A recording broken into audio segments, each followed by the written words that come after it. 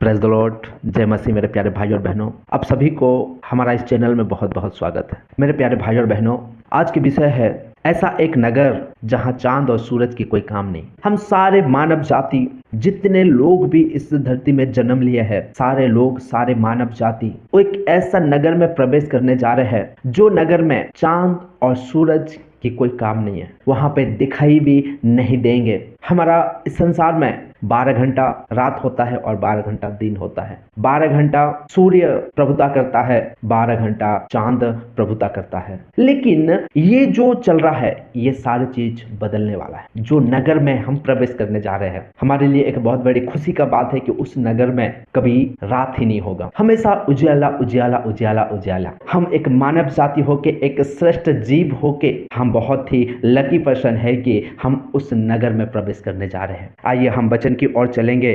प्रकाशित वाक्य 21 अध्याय उसका 23 वचन। उस नगर में सूर्य और चांद की उजियाला की आवश्यकता नहीं, क्योंकि परमेश्वर की तेज से उसमें उजियाला हो रहा है और मेमना उसका दीपक है। अभी जैसा मैंने बताया कि उस नगर में किस चीज का आवश्यकता नहीं है, सूर्य और चांद ये दोनों की रोशनी की कोई आवश्यकता नहीं है। जिस नगर में हम प्रवेश करने वाले हैं या जिस नगर में हम प्रवेश करने जा रहे हैं, उस नगर में हमेशा उजियाला ही रहेगा। क्यों आवश्यकता नहीं है? क्योंकि परमेश्वर की तेज, बाइबल इस प्रकार कहता है कि परमेश्वर की जो तेज है, जो रोशनी है, वो इस तरह है कि सूर्य को भी मात दे देगा। जैसा कि मेरे प्यारे भाई और बहनों, सूर्य क्या करता है? पूरा दिन में सारी चीजों को उजियाला करता है। जो हम अंधेरे में नहीं देख सकते, उसको हम दिन में देख सकते हैं। सूर्य इतना तेज है कि उसको क्या करेगा? प्रकाशित करता है। और उससे भी कई गुना तेज परमेश्वर की तेज है। सूर्य भी उसके सामने कुछ नहीं है। इसलिए हमें जो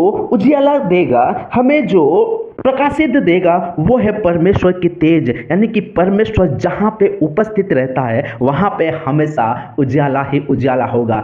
चांद और सूरज की कोई काम ही नहीं है। उसके फाटक दिन को कभी बंद ना होगी और रात वहां ना होगी। मेरे प्यारे भाई और बहनों, आज हमारा जीवन कैसे चल रहा है? हमारा जीवन इस प्रकार चल रहा है कि अब 12 घंटा दिन होता है और 12 घंटा क्या होता है? रात होता है। और 12 घंटा में हम काम करते हैं और उस 12 घंटा के अंदर हम सोते हैं। लेकिन फाटक दिन को कभी बंद नहीं होंगे। जिस नगर में हम प्रवेश करने वाले हैं, उस नगर का जो फाटक है, उस फाटक दिन को कभी बंद नहीं होगा, रात वहां ना होगी। उस नगर में मेरे प्यारे भाई और बहनों कभी रात होगी ही नहीं। क्यों रात नहीं होगी? क्योंकि वहां पे चांद की कोई काम नहीं और सूर्य की कोई काम नहीं है। परमेश्वर हमारे साथ हमेशा रहेगा। और जब परमेश्वर हमारे साथ अगर हमेशा रहेगा, तो हम उजियाला में रहेंगे। हमेशा परमेश्वर हमारा साथ क्या करेगा? रहेगा। जब परमेश्वर अगर हमारे साथ अगर रहेगा, तो वहां पे उजियाला ही उजियाला होगा। वहां पे अंधेरा कभी होगा ही नहीं, यानी कि कभी रात होगा ही नहीं। कई लोग सोचेंगे कि अगर रात नहीं होगा तो हम कैसे सरवाइव करेंगे वहां पे? संसार में लोग ये कहते हैं कि इंसान को 8 घंटा, 6 घंटा, 10 घंटा, कई लोग तो 12-12 घंटा भी सो जाते हैं। वहां पे अगर रात नहीं होगा तो हम कब सोएंगे? लोगों का माइंड में ये आ सकता है। हम सरवाइव कैसे करेंगे? अगर सोएंगे नहीं तो दिन में जागेंगे कैसा? मेरे प्यारे भाई और बहनों, वहां तो रात ही नहीं होगा तो सोगे कहां? बाइबल इस प्रकार कहता है कि जब हम उठा लिए जाएंगे, हमें एक नया शरीर मिलेगा। और वो शरीर हम जैसा अभी इस शरीर को देख रहे हैं ऐसा नहीं है, उसमें पंख लगा रहेगा। जैसा कि एंजल लोग होते हैं, जैसा कि स्वर्गदूत लोग होते हैं, सेम ऐसा ही हमें पंख दिया जाएगा, सेम ऐसा ही हमें शरीर दिया जाएगा। और वो शरीर कुछ नहीं करता है। बाइबल इस प्रकार कहता है कि सारे जितने भी एंजल है, सारे जितने स्वर्गदूत है, सारे लोग 24 घंटा परमेश्वर की स्तुति करते रहते हैं, परमेश्वर की आराधना करते रहते हैं। जिस शरीर को नींद की आवश्यकता है, वो शरीर आपका रहेगा ही नहीं। आपको एक नया शरीर दिया जाएगा, जो आप हमेशा आनंदित रहोगे, हमेशा क्या करोगे?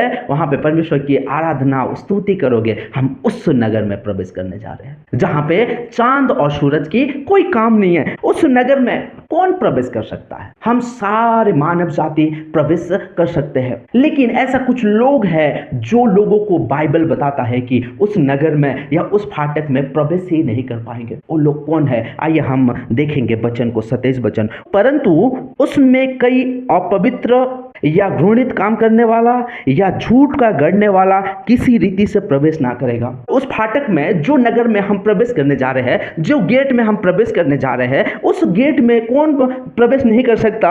अपवित्र लोग उस फाटक में प्रवेश नहीं कर सकते। और घृणित काम करने वाला, ऐसा कोई काम है जो परमेश्वर को अच्छा नहीं लगता और आप करते हो, वो काम करने वाले उस फाटक में प्रवेश नहीं कर पाएंगे। और झूठ गढ़ने वाले किसी रीति से प्रवेश नहीं कर पाएंगे। जो झूठ बोलते हैं, जो झूठ बोलना चाहते हैं, जो झूठ बातों को रचते हैं, बनाते हैं, गढ़ते हैं, वो लोग किसी भी रीति से प्रवेश नहीं कर पाएंगे। 22 अध्याय उसका 14 वचन इस प्रकार कहता है, धन्य है वो जो अपने वस्त्र धो लेते हैं, क्योंकि उन्हें जीवन की वृक्ष के पास आने का अधिकार मिलेगा और वे फाटक से होकर नगर में प्रवेश करेंगे। जो अपने वस्त्र को धो लेता है, जो पापों को त्यागता है, पाप को छोड़ देता है और परमेश्वर के करीब आता है और परमेश्वर मिमना को अपना बना लेता है, और वो क्या करता है? वो सारे वस्त्र, अपने शरीर में जितना भी पाप है, वो यीशु मसीह का ब्लड से अपने आप को जो धो लेता है, वो नगर की फाटक में क्या करेगा? प्रवेश करेगा। लेकिन कौन लोग प्रवेश नहीं करेंगे?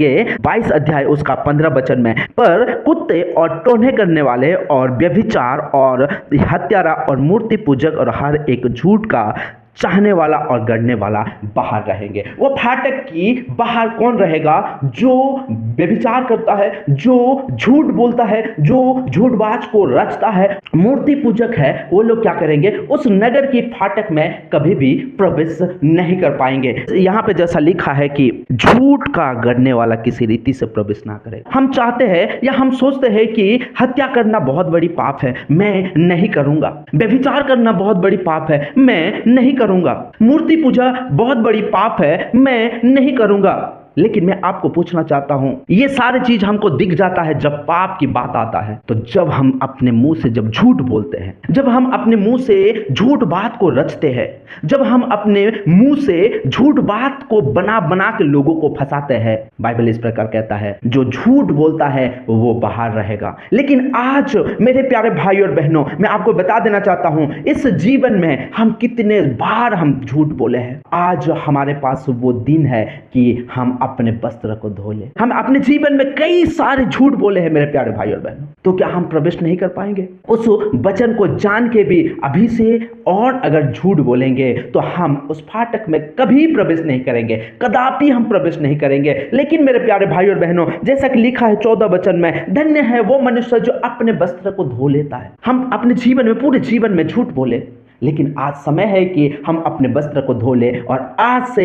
हम ये करना शुरू करें कि हम कभी झूठ ना बोले। उस फाटक में प्रवेश करने के लिए हमें कोई ना रखे। मेरे प्यारे भाई और बहनों, मैं फिर वापस पीछे चलता हूं। उसके फाटक दिन को कभी बंद ना होगी और रात कभी ना होगी। मेरे प्यारे भाई और बहनों, जो फाटक में हम प्रवेश करने जा रहे हैं, जिस नगर में हम प्रवेश करने जा रहे हैं, उस नगर में कभी रात नहीं होगा। और रात किसको दर्शाता है मेरे प्यारे भाई और बहनों? रात शैतान को दर्शाता है। यानी कि जिस फाटक में हम एंट्री करने जा रहे हैं, जिस फाटक में हम प्रवेश करने जा रहे हैं, उस फाटक में शैतान की कोई भी सामर्थ्य के काम नहीं होगा, या शैतान की साया भी उसमें नहीं होगा। यानी कि अंधेरा अगर नहीं होगा तो उसमें शैतान की कोई भी सामर्थ्य की काम नहीं होगा। अगर शैतान जहां पे अगर नहीं है तो वहां पे बीमार नहीं रहेगा, वहां पे चोरी नहीं रहेगा, वहां पे ठगने वाले नहीं रहेंगे, वहां पे एक दूसरे को हमेशा प्रेम करने वाले रहेंगे। अगर ऐसा नगर में अगर प्रवेश करना चाहते हो या ऐसा नगर में अगर जीना चाहते हो तो आज समय है कि अपने वस्त्र को धो ले। जिस वचन को मैं आपको बता रहा हूं या जिस वचन को मैंने अभी पढ़ा, ये मैं नहीं बता रहा हूं, या कोई पास्टर आपको प्रचार नहीं करते हैं, या कोई अपोस्टल प्रचार नहीं करते हैं, कोई भविष्यवक्ता आपको प्रचार नहीं करते हैं। ये वचन को वही बता रहा है जो न्याय करने वाला है।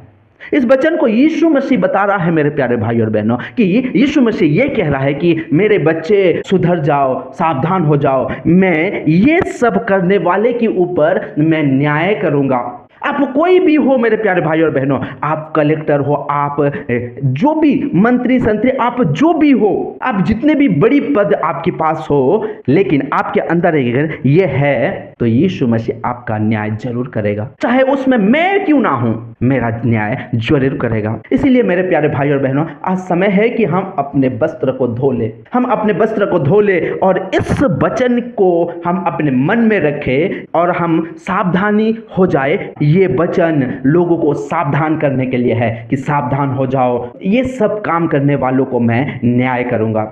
मेरे प्यारे भाई और बहनों, जब यीशु मसीह न्याय करेगा तो हमारे अंदर ये सारे कलंक ना आए। फिर से मैं और एक बार पढ़ना चाहता हूं कि कौन लोग वो फाटक में प्रवेश नहीं कर पाएंगे। जो कुत्ते की तरह अपवित्र रहते हैं वो लोग फाटक में प्रवेश नहीं करेंगे। जो लोग जादू टोना करते हैं, मेरे प्यारे भाई और बहनों, आप अगर सुन रहे हो और आपकी पड़ोस में अगर कोई अगर जादू टोना करने वाले हैं या आपकी कोई रिलेटिव में अगर कोई जादू टोना करने वाले हैं, तो आप अगर मुझे सुन रहे हो तो इस बात को आप उसके पास जरूर पहुंचाना, ताकि वो संभल जाए, वो सुधर जाए और वो सावधान हो जाए। और व्यभिचार करने वाले, आपकी कोई भी अगर व्यभिचार करता है, आप अगर उसे जानते हो तो इस वचन को उस तक जरूर पहुंचाना, ताकि ये विचार से बच सके। और हत्यारे, जो लोग हत्यारे करने के लिए सोचते रहते हैं, मैं मार दूंगा, मैं पीट दूंगा, मैं उसको मर्डर कर दूंगा, मेरे से बड़ा कोई नहीं है, ये जो सोचते हैं मेरे प्यारे भाई और बहनों, ये लोग एक दिन विचारित होंगे, एक दिन उनके लिए न्याय किया जाएगा। ये जरूर उन लोगों को शेयर करना मेरे प्यारे भाई और बहनों। और जो लोग मूर्ति पूजक है,